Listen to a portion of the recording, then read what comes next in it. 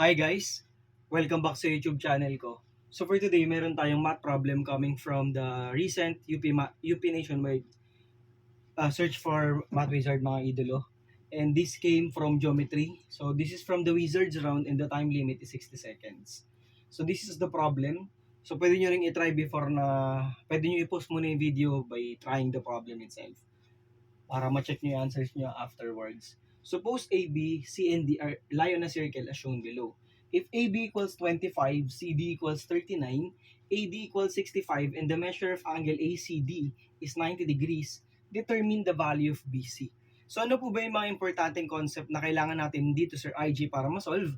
And at the same time, 60 seconds lang siya. So dapat mabilis kang mag-isip and mabilis mong magagawa yung mga equations na kailangan para ma-solve mo yung length ng BC. So, unang sinabi na ang measure ng angle ACD is 90 degrees. ACD is 90 degrees. Automatically, kapag 90 degrees to, this is what we call an inscribed angle. So, tandaan natin na ang inscribed angle, kalahati siya ng intercepted arc. And this is the arc intercepted by this inscribed angle. So, since this is 90 degrees, kalahati siya, 90 times 2, 180 degrees. So, that means na ang AD natin is ay diameter kasi ito ay semicircle. So, take note yung mga importante mga idolo, AD is a diameter. Okay?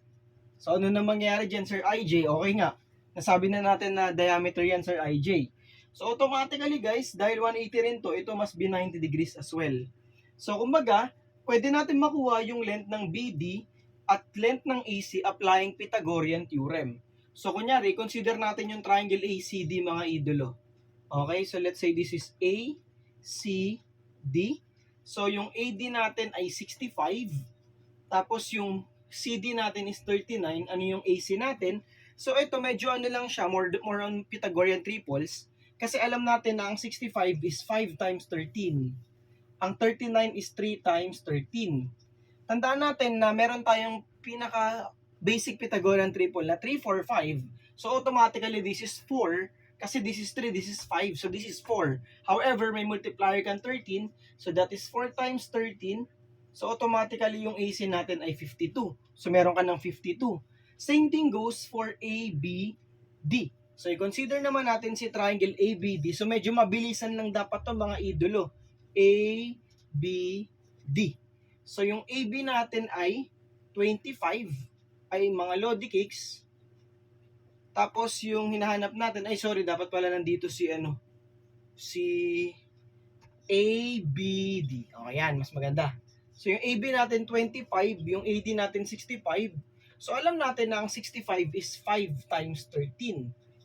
Tama mga idolo. Tapos ito namang 25 is 5 times 5. Di ba alam niyo yung isang Pythagorean triple na 5, 12, 13? Ito yan. 5, 12, 13. So ito 12 dahil may common kang multiplier na 5. So 12 times 5 that is 60.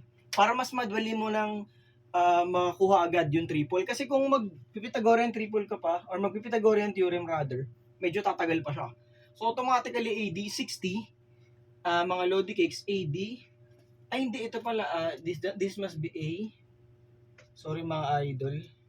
This must be B. Sorry mga idolo. So yung BD natin must be equal to 60. So yung BD natin, lagay natin yung mga nakuha natin mga idolo. AC is equal to 52. And yung nakuha natin isa is BD equal 60. So ano na yung gagawin natin Sir IG para makuha yung BC? So last but not the least, yung pinaka-importante, yung Ptolemy's theorem. Ano po ba yung Ptolemy's theorem Sir IJ? If a quadrilateral is inscribed in a circle, the product of the diagonals of the quadrilateral, so this one times this one, is equal to the product of the opposite sides plus the product of the opposite sides. So that means na we have AD times BC, okay mga idolo, kasi sila yung magkatapatan, plus AB times CD equals the product of the diagonals, which are AC multiplied by BD. Okay? So let's say ang hinahanap natin BC, let's say gawin natin siyang X. So ang AD natin is 65, 65X plus AB natin ay 25 multiplied by 39. Okay mga Lodi cakes. equals AC, which is equal to, nakuha natin kanina, that's 52. Ang BD natin ay 60. So, paano madaling isolve yung X, Sir IJ? E di gawin mo, divide mo siya by 65. Ano ba 65, Sir IJ? That is 5 times 13. So, we have X plus 25 divide 5. So, that's 5. 39 divide 3, that's 3. Equals 52 divided by 13, so that's 4. 60 divided by 5, that's 12. So, you have X plus 15 equals 48. 48 minus 15, therefore, the final answer is 33. So, the length of BC is 33. Ito na po yung tamang sagot. So, ganun lang siya guys. It's just a matter of mastery ng mga theorem regarding sa circles. At the same time, yung mga Pythagorean triples na dapat kabisado nyo. Especially mga basic 5, 12, 13, 3, 4, 5, 7, 24, 25, 8, 15, 17, and so on. So sana guys, kahit paano na-refresh kayo sa geometry nyo for today's video, and I hope you all the best. Mga Lodi Kicks, pagpalain kayo palaging Lord. And see you in my next math tutorial and engineering related tutorial videos mga idolo. Bye-bye and God bless.